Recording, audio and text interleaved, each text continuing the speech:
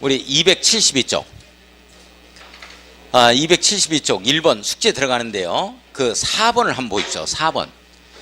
자, 1번 숙제 이렇게 써놓고 4번을 한번 한 번씩 읽어보기 바랍니다. 4번을 보면 부속 건축물이란 이렇게 되어 있죠. 주된 건축물과 분리된 부속용도의 건축물을 얘기한다. 이렇게 나와야 되거든요. 근데 지금 어떻게 나오냐면 건축물의 내부와 외부를 연결하는 완충공간이라는 표현이 나와요. 자, 거기 완충공간 밑줄을 그어놓고 전망이나 휴식투 목적 밑줄. 자, 끝에 부가적으로 설치되는 공간을 말한다 이렇게 되어 있어요. 공간이기 때문에 이건 건축물이 아니에요. 자, 이게 뭐에 대한 내용이냐면 발코니에 대한 설명입니다. 발코니라고 붙여놔야 돼요. 발코니.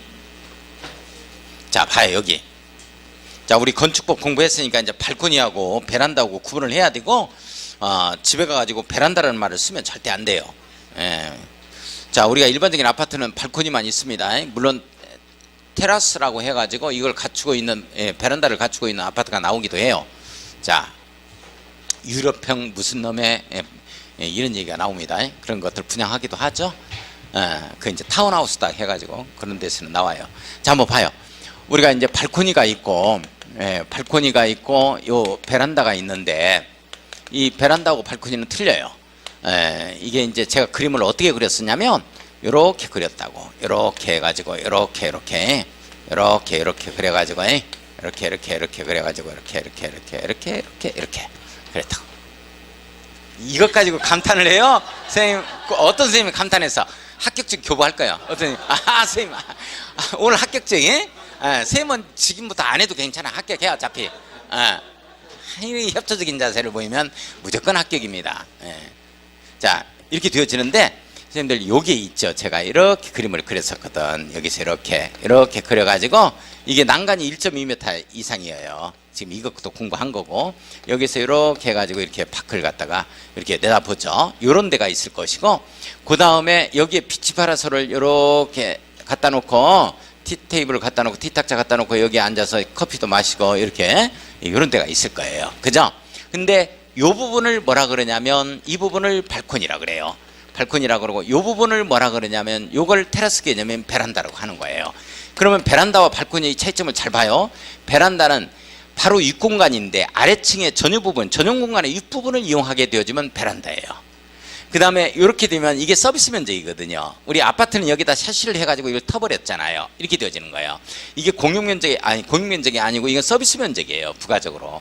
서비스 면적을 준 거 있잖아요. 바로 이게 전유 부분이 아니죠. 그냥 서로 그냥 이 서비스 면적 윗공간을 그대로 이용하는 것들이에요. 이걸 발코니라 그래요. 그래서 아파트는 여기다가 샤시를 쫙 해가지고 확정을 했습니다. 아파트는 이런 공간이 안 나와요. 이 공간이 나오는 거예요. 이렇게. 그래서 발코니 확장이라는 표현을 써야지 베란다 확장이라는 말은 틀린 거예요. 내용 아시겠어요? 자, 그러면 이제 어디 호텔이라든지 컨도미니엄을 쭉 이제 내년부터 이제 저 여행도 한번 다녀보세요. 올해 공부하느라 못 다녔으니까. 이 공인중개사 자격증 따놓고 제가 인정해요. 이렇게 힘든 공부했으니까 내년 1년 동안 산에만 다녀도 내가 인정할게요. 아주 좋습니다. 산에만 다니세요. 등산만 해도 그만한 가치가 있는 거예요. 열심히 한 그러한 자, 공인중개사 자격증 따면 그 정도의 가치는 있습니다. 자, 우리 어디 호텔이라든지 콘도미니엄 같은 데가 이런 데가 있어요. 그러니까 이게 방문을 열고 딱 들어갔더니 여기 침대가 있는 거예요. 이렇게 침대가 있는데 여기에서 이 문을 열고 나가니까 여기에는 이제 텅 비어 있는 공간이에요. 그러면서 밤에 여기에 이제 별을 볼 수 있는 공간이 나와요. 근데 이 사람이 어디에 올라와 있냐면 어디에 있는 거냐면 밑에 층에, 아래층에는 이게 침실이 있어요. 이렇게 침대가 있는 이 공간을 이용하는 거야. 근데 여기에서도 이렇게 문을 열고 와서 여기에서 이렇게 별을 볼 수 있는 공간이 나와요. 이런 공간. 이 사람이 어디에 있냐면 요 밑에 침대가 있을 거예요. 이렇게 침대가 있어요. 그리고 이 사람도 여기 이제 이렇게 나와서 별을 볼 수 있는 공간이 나와요. 이렇게. 공부하기 싫으면 여기까지 갈 때까지 계속 그래도 괜찮아요. 공부하기 싫으면. 뭐 별달리 한 문제도 안 풀리더라 하면 이것만 계속 그래도 괜찮아요? 자, 이렇게 됐을 때 아래층의 전유 부분에 전용 공간에 윗공간을 활용하고 있는 이런 공간들 있죠? 이런 공간은 발코니라고 하지 않고 베란다라 그래요. 테라스 개념. 내용 이해 가요? 이렇게 되어집니다. 요게 필로티라고 하시는 분이 있어요. 큰일 나요. 필로티는 아니에요. 필로티는 이제 건축물의 제일 밑에다가 이제 필로티 구조로 하는 거니까. 자, 이건 발코니에 대한 설명이고 2번 숙제 들어갑니다. 자, 중요해요. 2번. 자, 3번도 숙제인데 자, 3번도 숙제인데 3번에 2번 보세요. 건축물을 옥상에 설치하는 피로침이라는 말 나오죠? 피로침은 설비에 해당이 돼요. 설비. 건축 설비입니다. 설비 이렇게 써놔요. 이게 공작물이 아니에요. 자, 건축물의 가치, 효용가치를 높이는 것들입니다. 자, 넘어가요. 자, 넘어가서 보면 274쪽 4번 문제. 4번 문제도 숙제예요. 선생님들이 직접 읽어보면 돼요. 자, 그 다음에 5번 문제 봐요. 다중이용 건축물이 아닌 것은 고르시오. 이렇게 돼 있죠. 바닥면적 합계가 5,000제곱미터 이상인 다중이 이용하는 시설물이다. 그 다음에 16층 이상인 건축물이다. 이렇게 되죠. 그런데 동물원, 식물원은 제외한다, 포함한다?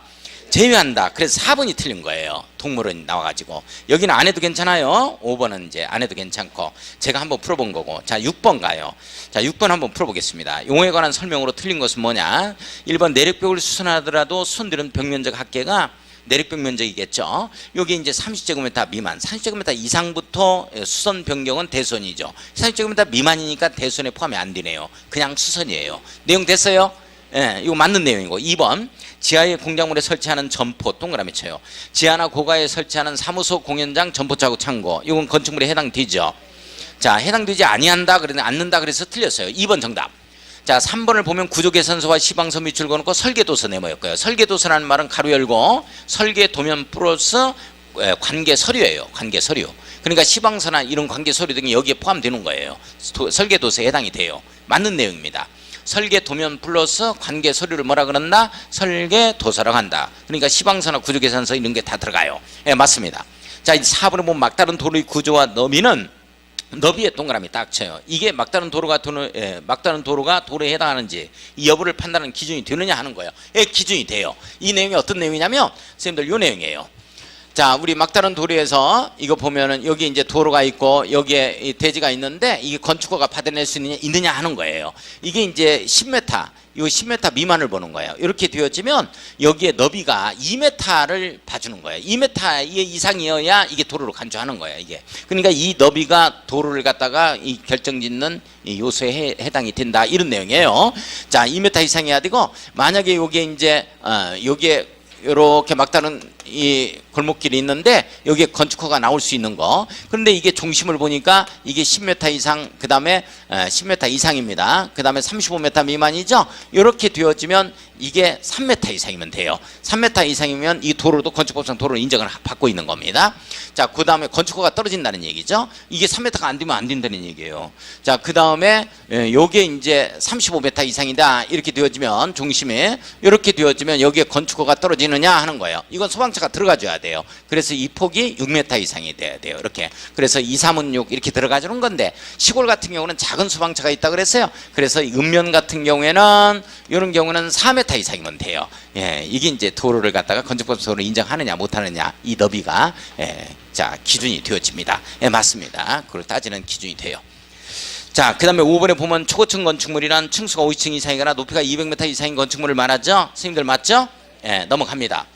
자, 7번 숙제 갑니다. 7번 숙제. 8번도 숙제 갑니다. 인천인내 창고문에 숨었다. 이걸 고르시오. 이런 내용이죠. 자, 9번 가보겠습니다. 건축법 적용을 받는 것은 뭐냐? 인천인내 창고문에 숨었다. 인데도 건축물 적용받지 않는 거.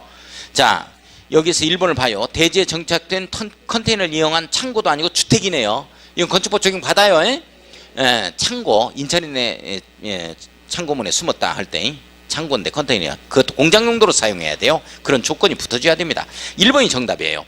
2번에 철도 선로 부지 안에 있는 운전 보안 시설, 철도 관련 시설이죠. 자, 문화재, 가지적 문화재, 지역 문화재, 고속도로 통행 징수 시설, 수문 조작실 전부 다 건축법 적용을 안 받는데 1번만 받아요. 자, 10번 가요.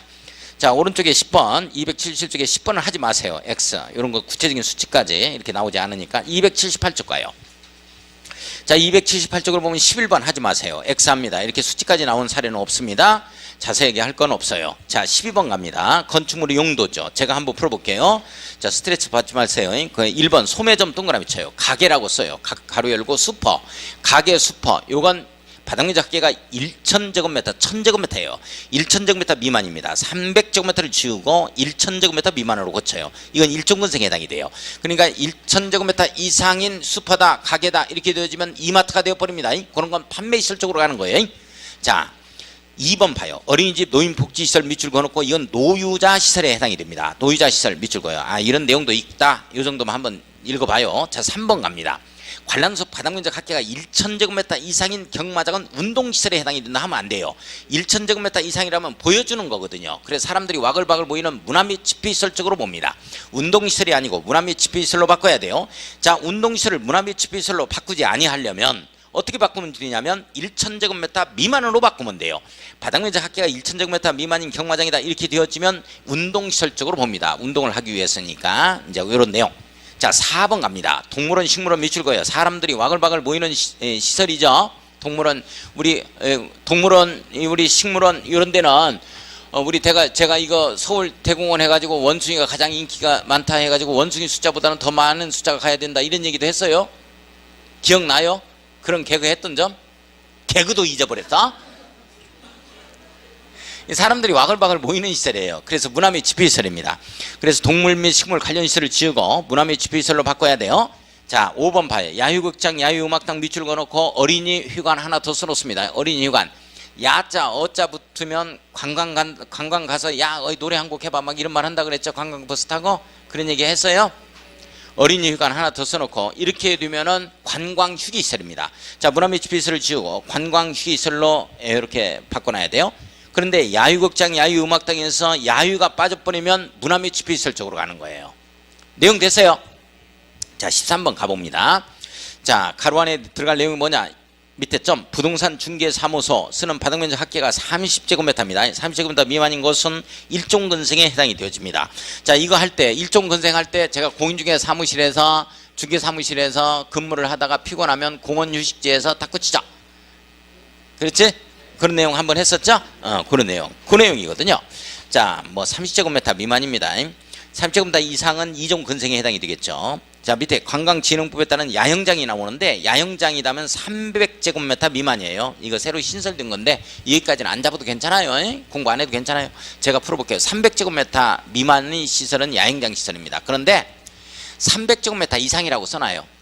가로 밑에다가 300제곱미터 이상은 수련시설이에요. 그러니까 야영장이 300제곱미터 미만이 되면 야영장 시설에 해당이 되어지고 야영장이 300제곱미터 이상이 된다면 수련시설이에요. 수련시설.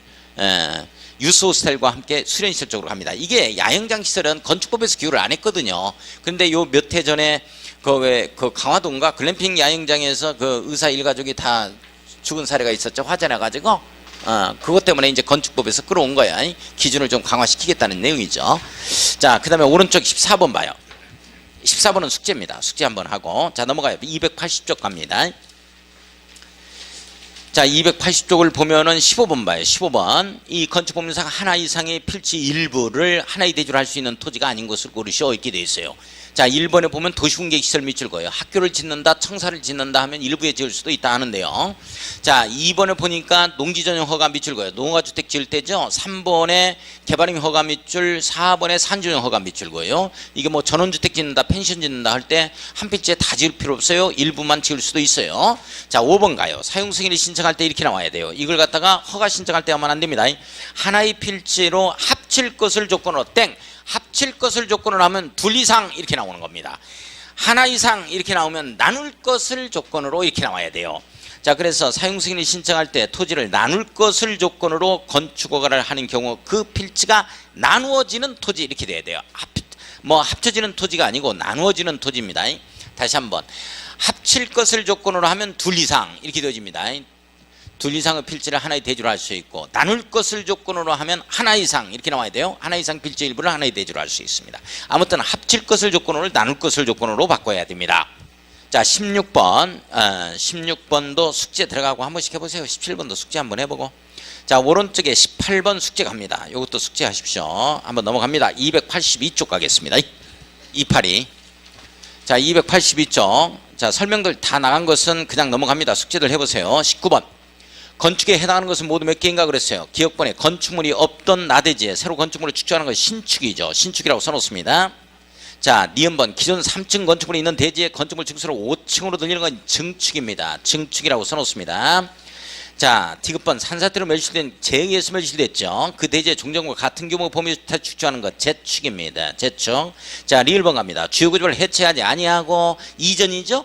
같은 대지에서 옆으로 3m 옮기는 거 이거 하다 보니까 왜 옆으로 3m 옮겨요? 그거 옮기려고 해요? 이러더라고. 그냥 이게 문제니까 풀어야지. 아니 왜? 필요 없이 뭐 3m 옮기려면 옮기지 말지 뭐하러 옮겨요? 아니 이거 문제니까 풀자고. 아무튼 별걸 가지고 걸고 넘어져야지. 이전이죠, 이전. 이것도 건축이에요. 자, 미음번은 건축물의 피난계단 증설하는 거. 주계단, 피난계단, 특별 피난계단, 증설 동그라미 쳐요. 거기다 밑에 써놔요. 해체, 수선, 변경까지 써놓습니다. 증설, 해체, 수선, 변경. 대수선입니다. 대수선 써놔야죠. 증설, 해체, 수선, 변경. 대수선이다. 따라서 대수선은 건축행위가 아닙니다. 따라서 이걸 빼면은 4개죠. 기억년, 디귿, 리을해서 4개입니다. 4번이 정답입니다. 자, 20번 하지 마세요. 21번 하지 마세요. 자, 이거 이렇게 나오면 저는 정답 처리로 이의제기에서 들어갑니다. 넘어가요. 283쪽 22번. 자, 이거 숙제 들어가야 됩니다. 이거 아주 중요한 내용이에요. 잡아주셔야 됩니다. 숙제. 자, 넘어가서 284쪽 갑니다. 자, 284가요. 자, 이 3번 문제를 보면 용도 변경에 관한 설명으로 옳은 것은 뭐냐 이렇게 돼 있죠. 1번 단독주택을 다중주택으로 변경하는 경우. 다중주택 밑줄 거예요. 이것도 단독주택이죠. 이런 경우는 건축물 대장 기능 변경 신청하지 않아도 된다. 선생님들 맞아요? 예, 맞습니다. 1번이 정답. 자, 2번 특별시나 광역시에서 유치하는 건축물인 경우는 특별시장 광역시장의 허가를 받거나 신고한다면 안 된다니까. 구청장이라니까. 구청장. 서구청장이라니까. 또는 광역시는 군수가 있겠죠. 광화군, 옹진군이 있으니까 달성군 이런 데 기장군이. 구청장이나 광역시 군수의 허가를 받거나 신고해야 한다 이렇게 나와. 특별시장 광역시장 나오면 안 된다니까요. 자, 3번 봐요. 같은 시설군 안에서 용도를 변경하는 경우에는 신고해야 한다면 안 되지. 같은 시설군 안에서 아까 이거였죠. 뭐 숙박시설을 갖다가 판매시설로 이렇게 되면 건축물 대장 기내용 변경 신청하자 이렇게 나와야 돼. 건축물 대장 변경 신청, 건축물 대장 기재 내용 변경 신청입니다. 그냥 변경 신청 이렇게 잡아가면 돼요. 자, 그래서 틀렸고. 자, 4번은 용도 변경하는 부분으로 바닥면적 합계가 100제곱미터 동그라미 쳐요. 이상인 경우라면 신고대상, 허가대상, 신고대상 밑에 가로 열고 허가대상 써놔요. 허가대상이 됐든지 신고대상이 됐든지 사용승인을 받아야 한다. 백사승인. 사용승인을 받을 필요가 없다 그랬는데 받아야 한다. 백사승인입니다. 자, 5번 갑니다. 용도 변경하는 부분으로 바닥면적 합계가 500제곱미터입니다. 허우 설계죠. 경우에는 모두가 아니에요. 허가대상만 그렇습니다. 모두를 지우고 안 모두 하면 안 웃겠지. 이게 허가대상이라고 써요. 허가대상인 건축물인 경우에만 건축사가 설계해야 됩니다. 모두가 아니에요. 자, 24번 숙제, 25번 숙제 중요해요. 꼭 해봐야 돼요. 위로 올라갈 때 허가, 밑으로 내려갈 때 신고입니다. 이거 잡아야 돼요. 26번 들어갑니다. 자, 도시적 및 지구단위 계획구역 외의 지역에서 이 동이나 읍이 아닌 지역에서는 건축법 일부 규정을 적용하지 않죠. 자, 면과 리 단위에서는 대도 건빵을 적용하지 않습니다. 대도 건빵이 아닌 것을 고르시오 이 말이죠. 자, 대도 건빵 아닌 거 뭐가 있어요? 예? 4번이죠. 4번 1로 시작하니까 대도 건빵이에요. 대지와 도로 관계 대 동그라미, 건축선에서 건해 동그라미, 방화지구 방해 동그라미, 대지 분할 제한 대 동그라미, 대도 건빵, 도로 지정 폐지 변경이 빠져 있네요. 자, 일단 4번이 정답이 되어집니다. 넘어가서 27번 넘어갑니다. 자, 건축법은 그 적용이 배제되거나 완화되는 경우가 있다. 그 내용 중 틀린 것은 뭐냐? 1번 철도에 선로부지에 있는 플랫폼입니다. 철도 관련 시설이죠. 자, 건폐율 규정이 적용되지 않는다. 건축법 적용을 안 받기 때문에 맞습니다. 됐어요? 자, 2번 고속도로 통행 징수를 미칠고요. 이 건축법 적용을 안 받아요. 따라서 대지 분할 제한 규정이 적용되지 않는다 하니까 맞습니다. 자, 3번 지구단위 계획구역이 아닌 계획관리지역으로서 동이나 읍이 아닌 지역 면 리단위라고 써놔요. 면 리단위에서는 대도 건빵을 적용하지 않습니다. 여기는 건폐율 용적률 규정을 적용하지 않는다 했으니까 틀렸죠. 지우고 대도 건빵이라고 써야 돼요. 대도 건빵. 자, 3번이 정답이 됩니다. 자, 4번 갑니다. 지구단위 계획구역이 아닌 계획관리지역으로서 동이나 읍이 아닌 지역 면 리단위입니다. 면 리단위에서 대지 분할 제한 밑줄 대동그라미 쳐요. 건축선의 밑줄 건해 동그라미 칩니다. 대도 건빵 규정이 적용되지 않습니다. 맞죠? 자, 5번 갑니다. 건축조 설계자는 건축 관계자는 매우 불합리하다고 인정하는 경우는 대지 건축물에 대해서 완화 요청을 할 수가 있어요. 자, 완화 적용 요청 밑줄 긋습니다. 예, 맞는 내용입니다. 28번 X, 29번 X 하지 마세요. 자, 넘어가서 288. 자, 1번 문제가 나오는데 건축법령상 건축과의 법적 성격에 관한 설명으로 틀린 것은 뭐냐? 이게 시험 문제 나오지는 않습니다. 그러나 이 내용을 모르면 우리가 참 공법을 이해하는데 상당히 힘들어요. 그래서 조금 설명을 좀 하고 지나가겠습니다. 자, 그 내용을 조금 설명하게요. 1번 내용을 이해해야 우리 토지거래 허가 파트까지 이해를 하니까요. 자, 이렇게 직접적으로 출제되는 문제는 우리 공인중개사에서는 없어요. 자, 그런데 이게 공무원 시험은 이거 나오는데, 자, 한번 봅시다. 우리가 지금 처음부터 끝까지 뭐를 공부하냐면 우리는 행정행위를 공부해요. 행정행위를 공부합니다. 우리가 지금 행정법 중에 일종인데 이런 개별법이 우리 공법이라 하면 우리가 크게 이제 사법과 공법이 있죠. 사법은 개인 간에 있어서의 각과 을의 권리관계, 즉 법률관계를 규율해 놓고 있는 민법이 대표적인 사법에 해당이 됩니다. 그 이외에는 주로 공법이다. 헌법부터 시작해서 형법, 형사소송법 이런 것도 다 공법이고 우리가 공부하는 농지법이라든지 지금 건축법 이것도 공법에 해당이 돼요. 그런데 이제 이 차이가 공법도 보면 법천이 있는 공법이 있고 법천이 없는 공법이 있어요. 우리가 공부하는 건 법전이 없는 공법을 공부합니다. 이런 개별법을 갖다가 시대적인 상황에 따라서 이렇게 생겨나기도 하고 없어지기도 하는 이런 개별법을 지금 공법이라고 하는데요. 그러니까 예전에는 없었던 이런 법들을 만들어내야 돼요. 우리가 예를 들어서 예전에는 인터넷을 이용해 가지고 이 물품을 구매하거나 이런 이런 일이 없었잖아요. 그런데 지금은 이제 인터넷으로 해서 이제 물건을 사고 팔고 하다 보니까 이 소비자 보호를 위해서 전자상거래에 관한 법률을 갖다가 만들어내게 됩니다. 이런 것 등이 하나의 공법이거든요. 예전에는 중고 자동차를 갖다가 사고 팔고 자동차가 없었던 시절에는 이런 게 없었어요. 그런데 자동차를 사고 나니까 5만 킬로라고 했는데 딱 보니까 15만 킬로 뛴 거야. 그러면 손해를 좀 보는 거죠.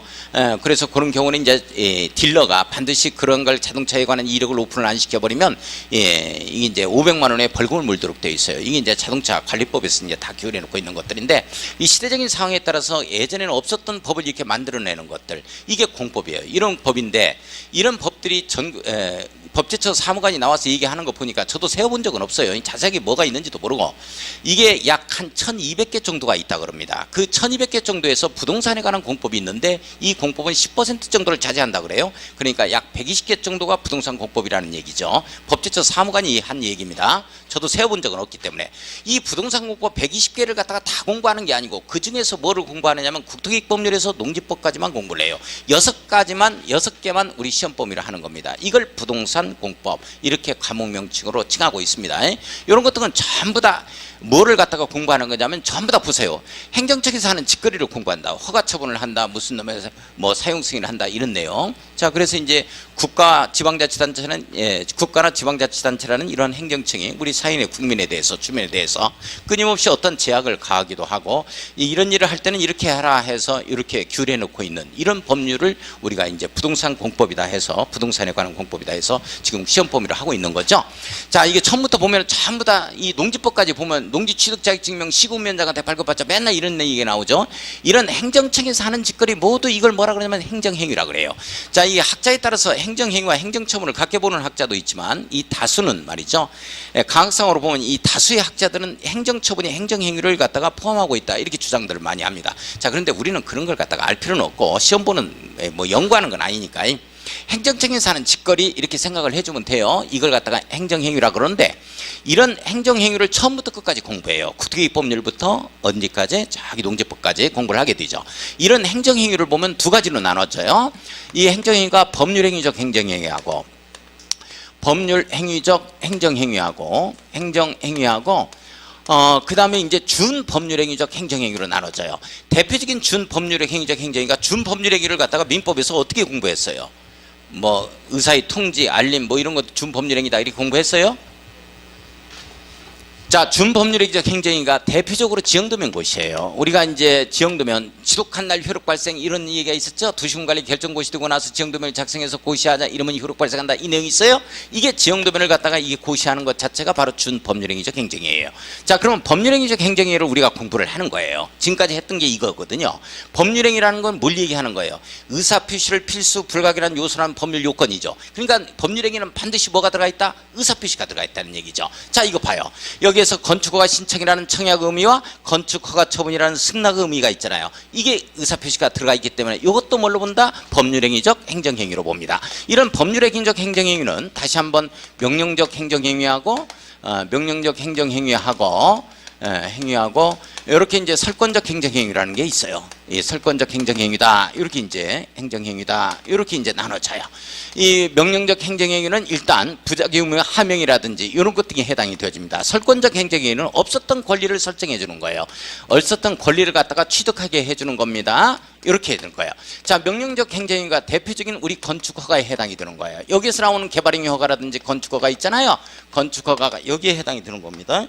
자, 그 다음에 여기 설권적 행정행위는 우리가 공부하는 인가예요. 인가가 설권적 행정행위하고 특허가 설권적 행정행위예요. 우리 특허라는 것은 상품 특허 낸다 이런 말 하죠.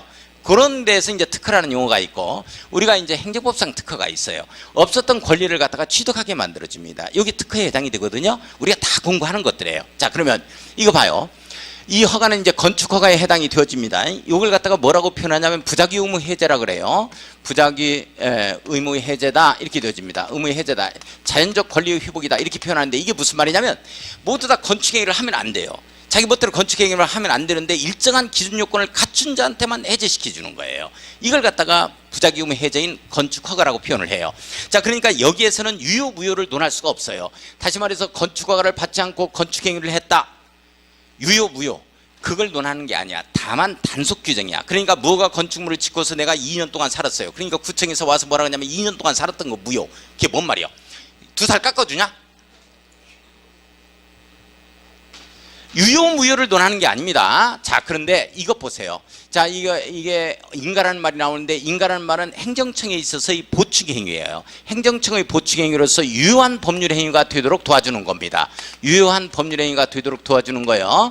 법률 행위가 되도록 해주는 게 이게 바로 인가예요. 이걸 갖다가 우리가 이제 보충 행위라고 표현을 하게 되어지는데, 이게 인가가 바로 뭐냐면 우리 토지거래 허가 있죠? 토지거래 허가가 있어요. 토지거래 계약을 체결할 때는 허가받자 이렇게 나오죠. 이 허가는 이 허가가 아니에요. 이 허가는 학문상 인가예요. 이게 공무원 시험에 안 나오는 시험 문제가 없어요. 그러니까 토지거래 허가 파트에서 이 허가는 이 학문상 뭐에 해당이 되느냐 해가지고 1번 허가, 2번 인가, 3번 특허, 면허, 뭐 하명 뭐 이렇게 해가지고 취재가 됐어요. 안 나오는 시험 문제가 없어요. 이 인가예요. 토지거래 허가는. 인가가 무슨 말이냐면, 토지거래 허가에서는 잘 보세요. 기준 면적을 초과하는 토지거래 계약을 체결하는 각과 을은 이때 허가를 받지 않고 거래 계약을 체결했어요. 허가를 받지 않고 거래 계약을 체결하면 유효 무효? 에? 토지거래 허가 구역 내에서 허가를 받지 않고 거래 계약을 체결했다. 효력 발생한다 안 한다? 안 한다. 무효 이렇게 되는 거예요. 자, 여기서는 무효예요. 근데 이건 허가를 받지 않고 건축 행위를 했다. 무효 이런 게 없다니까. 단속 규정이라니까. 유효 무효를 논하는 허가는 인가야. 행정청에 있어서의 허가 처분이라는, 토지거래 허가라는 허가 처분이 있어야만 유효한 법률행위가 되는 거야. 뭔 말인지 이해 가요? 이렇게 되는 걸 인가라 그래. 그러니까 관리처분 계획 인가에서 인가 없이 관리처분을 했다 하면 효력 발생을 못하도록 만들고 있다고. 이게 바로 인가야. 그래서 이제 토지거래 허가 파트에서 유동적 무효가 나오죠. 일단 허가받을 것을 전제로 해서 거래계약을 체결을 먼저 한단 말이지. 그리고 공유지에 사익적 땄으니까 동남아를 갔다 와서 내가 일주일 후에 허가받자 이렇게 된 거야. 허가받을 것을 전제로 해서 일단 거래계약이 체결되면 무효 유효. 무효라니까 허가를 받아야 유효가 된다고. 그래서 일단 무효인 상태로 진행이 되다가 다시 소급해서 허가를 받게 되어지면 유효한 법률행위가 되는데, 이걸 유동적 무효 이렇게 되어지죠. 유동적 무효는 대한민국만 있는 대단한 민법입니다. 민법 내용이에요. 어디에도 전 세계에서 없어요. 유동적 무효라는 거. 우리나라에만 있는 제도입니다. 자, 그 다음에 이 특허가 뭐냐면, 특허가 바로 도시공계획 시설 사업 있잖아요. 우리 이거 할 때 여기에 가부토지, 의료토지 이런 것들이 있잖아요. 이게 실시계획 인가, 실시계획입니다. 실시계획에 있어서 인가고시가 있게 되어지면 사업인정고시로 본다 이렇게 떨어지잖아요. 여기 실시계획 인가고시가 있게 되시면 이 사업 시행자는 어떤 이 권리를 취득하게 되냐면, 땅을 내놔라 하는 수용권이 생겨요. 이걸 뭐라 그러냐면 특허라 그래요. 내용 이해 가요? 따라서 실시계획 인가는 인가가 아니고 특허고, 여기에서 토지거래 허가는 허가가 아니고 인가고, 건축허가 개발행위 허가는 허가에 해당이 되는 거예요. 이렇게 되는 거예요 이게. 자, 한번 보겠습니다. 자, 우리가 나오는 거니까 한번 제가 설명을 드렸습니다. 자, 288을 보면 1번 한번 보겠습니다. 명령적 행정행위다 이거예요. 건축허가는 명령적 행정행위예요. 부작위면 하명에 해당이 되는 겁니다. 자, 2번에 기속적 행정행위입니다. 자, 이 말이 무슨 말이냐, 이게 기준에 맞는 허가 신청이 들어가면 행정청은 재량성이 없어요. 무조건 처분이 떨어져야 된다고. 이걸 기속적 행정처분, 기속행위라고 표현을 하는데, 이 기속행위를 드는 이유가 있어요. 이게 청탁금지예요. 기준에 맞으면 무조건 처분이 이루어져야 되지, 이게 재량성을 갖게 만들면 행정청에 이 청탁이 많이 이루어져요. 그래서 그걸 갖다가 아예 근절시키기 위해서 기속행위로 만들어 놓은 거야. 그러나 개발행위는 뭐예요? 개발행위 허가는 재량행위예요. 그러니까 개발행위 허가에는 조건을 붙일 수 있는 거고 건축 허가에는 조건을 붙일 수가 없는 거예요. 자, 그렇게 틀립니다. 자, 그 다음에 대인적 행정행위죠. 우리 건축 허가라는 것은 사람 보고서 내주는 게 아니에요. 자본력이라든지 또는 뭐 그 설계라든지 이런 기준에 합당하면 내주는 거죠. 그래서 대인적 행정행위라는 것 자체는 일신전속적이죠. 의사면허증이라든지 공인중개 자격증을 양도하면 된다 안 된다? 안 된다 이렇게 되어지죠. 물론 양도해서 30만 원씩 받지만 안 됩니다. 그게 대인적 허가예요. 대인적. 여기에는 대물적 행정행위입니다. 대물적 허가다 이렇게 되어져야 되는 거고. 그래서 3번이 틀렸어요. 자, 수익적 행정행위다 이렇게 되어지는데, 자 잠깐만요. 우리가 이제 건축허가입니다. 이 건축허가는 이 수익적 행정행위에 뭐가 플러스가 되냐면 이게 바로 이제 부담적 행정행위에 포함이 돼요. 부담적 행정행위까지 가지고 있어요. 행정행위. 자, 그래서 이걸 뭐라 그러냐면 이걸 갖다가 우리가 복효적 행정행위라 그래요. 복효적 행정행위 이렇게 표현합니다. 행정행위. 이걸 뭐라고 표현하냐면 이중효과적 행정행위라고 표현을 해요. 이중효과적 행정이다 이렇게 표현되는데, 이게 무슨 말이냐면 갑한테 건물 짓도록 했어요. 상가 건물 5층 짓도록 했지. 5층 짓도록 해서 5층 지었는데 갑이 뭐냐면 이 한 달에 3천만 원씩, 이거 목 좋은 자리라서 임대료가 엄청 나와요. 한 달에 월세가 3천만 원씩 나오는 거야. 서구청장이 가만히 생각해보니까 야, 내가 3천만 원씩 돈 벌도록 해줬잖아. 나하고 절반씩 반띵하자 이런 말 해요 안 해요? 안 해요.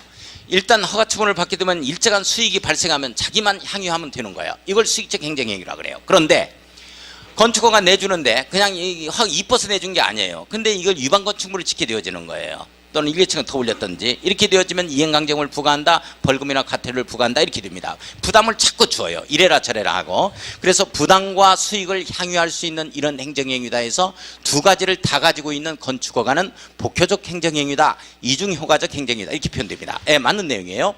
자, 그 다음에 요식적 행정행위다. 공법상 요식행위라는 얘기죠. 신청서 제출해서 신청하면 처분 떨어진다. 허가 처분 떨어진다. 뭐 이런 내용이에요. 자, 2번 숙제 들어갑니다. 3번 숙제 들어갑니다. 자, 넘겨요. 4번. 자, 4번 선생님들 요 내용이에요. 도지사가 하는 것들, 자수의 3천 뭐 이런 내용들 있죠. 이것도 숙제예요. 잘 읽어보셔야 돼. 전부 다 설명 자세히 나갔으니까. 자, 숙제입니다. 5번 가겠습니다. 대지 소유권 확보 매도 청구에 관한 설명으로 틀린 것은 새로 신설됐으니까 한번 해보겠습니다. 1번 건축허가를 받으려는 자는 해당 대지 소유권을 확보해야 한다. 소유권 확보 원칙이죠. 밑줄 그어놓고. 자, 2번 갑니다. 건축주가 대지를 사용할 수 있는 권을 확보한 경우 건축허가를 받을 수 있다. 맞죠? 다만 동그라미 치고 별 붙여야 돼요. 분양을 목적으로 한 공동주택은 안 됩니다. 사용권은 확보해가지고는 안 돼요. 소유권 확보해야 돼요. 왜? 대지 사용권 지분 줘야 되니까요. 자, 3번 갑니다. 건축주가 건축물을 노후화로 리모델링 하기 위해서 건축물 해당 대지 공유자 수 중에서 80% 이상이에요. 100분의 80. 100분의 95를 갖다가 100분의 80 이상의 동의를 얻은 경우 지분도 그렇고 동의도 그렇고 80% 이상이죠. 자, 얻은 경우 건축허가를 받을 수 있다에 되어집니다. 자, 2번이 틀렸습니다. 자, 4번 갑니다. 자, 3에 따라서 건축허가를 받은 건축주는 해당 건축물 대지 공유자 중에서 동의하지 아니한 공유자에게 공유지분을 시가로 매도를 청구할 수 있다. 시가 동그라미 쳐요. 자, 5번 갑니다. 건축주는 매도를 청구하기 전에 매도 청구 대상이 되는 공유자와 3개월 이상 협의 밑줄 걸었습니다. 맞습니다. 자, 오른쪽에 6번 하지 마세요. 이런 거 하는 거 아닙니다. 자, 넘어갑니다. 자, 넘어가요. 넘어갑니다. 자, 7번 문제 한번 풀어볼게요. 7번 문제 1번 유락시설 네모였고요. 해당하는 건축물을 건축을 허가하는 경우 건축물의 용도 규모 뭐 이런 것들이 심의를 거쳐서 세 번째 줄 밑줄 거예요. 건축허가를 하지 않을 수 있다. 밑줄. 자, 건축허가 거부에서 나오는 시설이 무슨 시설과 무슨 시설? 유락시설과 숙박시설입니다. 자, 맞아요 선생님들. 2번 광역시의 연면적 합계가 20만 제곱미터 공장은 제외한다. 이거 봐요. 이거 공장, 창고, 심의 거친 건축물 제외하죠. 자, 공장은 제외돼야 돼요. 공장 제외한 일반 건축물입니다. 이때는 광역시장 허가를 받아야 되겠죠. 공장 들어가서 틀렸어요. 자, 물론 이제 구청장이 내는 겁니다. 자, 3번 봐요. 건축허가를 받은 후 건축주를 변경 밑줄 그어놓고 경미한 사항이라고 써놔요. 이건 신고입니다. 허가가 아니고 신고해야 한다로 바꿔놓습니다. 자, 4번 갑니다. 특별시나 광역시가 아닌 시의 시군이죠. 그러면 도내 시군입니다. 20일 지상의 건축물을 건축하려면 도지사의 허가가 아니죠. 시장군수의 허가지만 다만 도지사의 승인을 받아야 한다. 이렇게 떨어지는 거죠. 도지사의 승인입니다. 승인을 받아서 시장군수가 허가를 내야 되는 겁니다. 자, 5번 가보겠습니다. 건축인의 심의를 받다가 심의 결과를 통지받는 날부터 2년이 아니고 1년이 아니고 2년이죠. 2년 이내에 건축허가 신청을 해야만 됩니다. 그렇지 않으면 건축위원회 심의를 또 거쳐야 돼요. 자, 8번 숙제 갑니다. 9번 숙제 갑니다. 한 번씩 다 해보세요. 다 설명들 나갔으니까. 294쪽 갑니다. 294쪽 10번 X 할 필요 없어요. 할 필요 없고 11번 숙제 갑니다. 11번 숙제 제안이고 12번 해보겠습니다. 제안 똑같은 문제입니다. 11번 똑같은 문제예요. 자, 12번 가보겠습니다. 자, 제안에 관한 설명으로 옳은 것은 뭐냐? 다 틀렸다는 얘기죠. 1번 국토교통장관이 건축허가나 건축물의 착공을 제한한 경우 그 제한 기간은 몇 년? 2년. 제한 몇 년? 2년. 중요한 점이라니까. 2년 이내로 하되 이에 한해서 몇 년 연장할 수 있다? 1년. 여기는 1년입니다. 연장 가능하다. 자, 2번 갑니다. 특별시장, 광역시장, 도의사 밑줄고요. 시도의사는 주무부 장관 밑줄고 놓습니다. 주무부 장관의 요청이라면 장관이 제안해, 시도의사가 제안해. 장관이 제안하는 거예요. 국토교통부 장관으로 바꿔놓습니다. 국토교통부 장관은 주무부 장관이 국민경제를 위하여 특히 필요하다고 인정하며 요청하는 경우에는 허가권자의 건축허가나 착공을 제한할 수 있다. 이렇게 나오는 거죠. 자, 3번 갑니다. 특별시장, 광역시장, 도의사 밑줄고의 시도의사입니다. 자, 국토관리를 위하여 밑줄고 넣습니다. 재량적으로 제한할 수 있는 자는 장관입니다. 따라서 시도의사를 지우고 국토교통부 장관은 국토관리를 위하여 특히 필요하다고 인정하는 경우 허가권자의 건축허가를 제한할 수 있다로 바꿔놔야 됩니다. 자, 4번 갑니다. 특별시장, 광역시장, 도의사 밑줄고의 시도의사죠. 지역계획, 도시군계획 밑줄고 씁니다. 특히 필요하다고 인정하면 시장군수구청의 건축허가나 허가받은 건축물의 착공을 제한할 수 있죠. 예, 맞습니다. 4번 정답.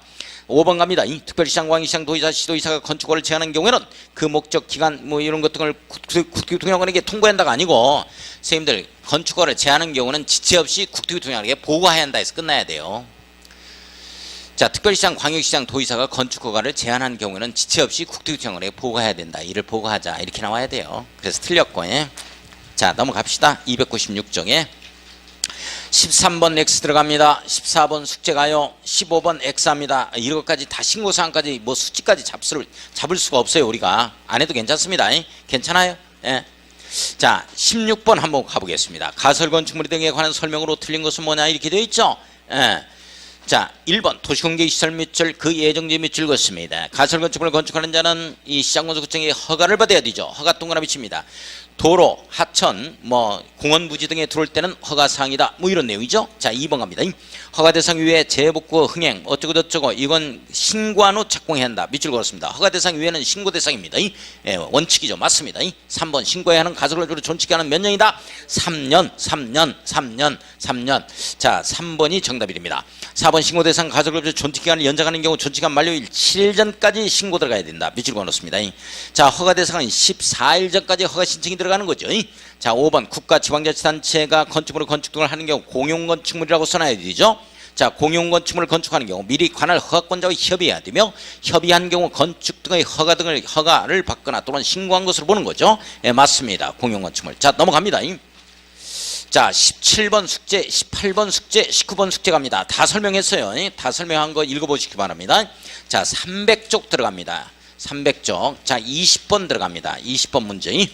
자, 건축 절차에 관한 설명으로 틀린 것은 뭐냐 그랬어요. 1번 건축허가를 받아야 하거나 건축 신고를 해야 하는 건축물 또는 주택법에 따른 리모델링하는 건축물의 설계는 원칙적으로 건축사 동그라미 칩니다.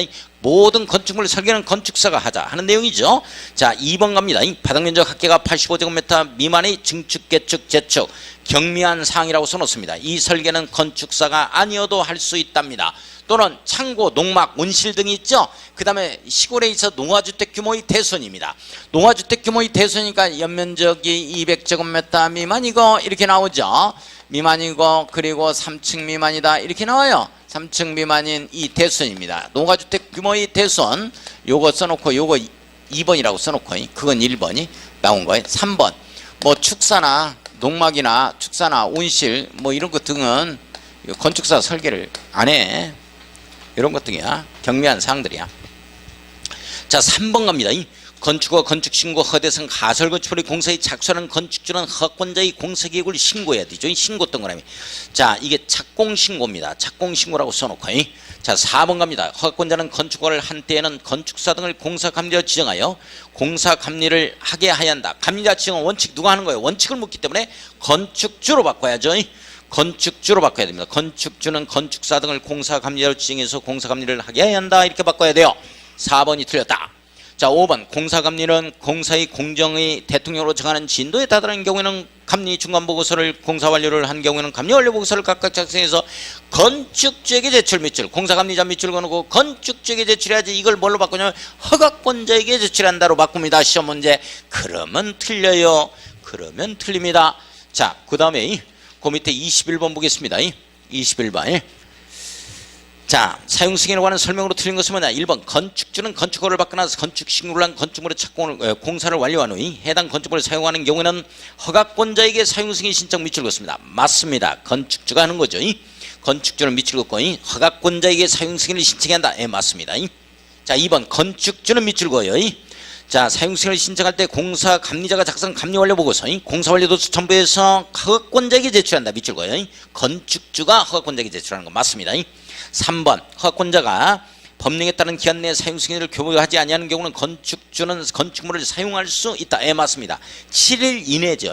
법령에 따른 기간 이내 밑줄 긋고 7일 이내라고 써놓습니다. 자, 4번 가요. 사용 승인서의 교부 전에 공사가 완료된 부분이 건폐율, 용적률 등의 법정 기준에 적합한 경우 허가권자는 직권으로 임시 사용을 승인할 수 있으며 임사용 승인 기간은 몇 년? 2년입니다. 2년 이내로 한다. 중요한 년이다. 4번이 틀렸어요.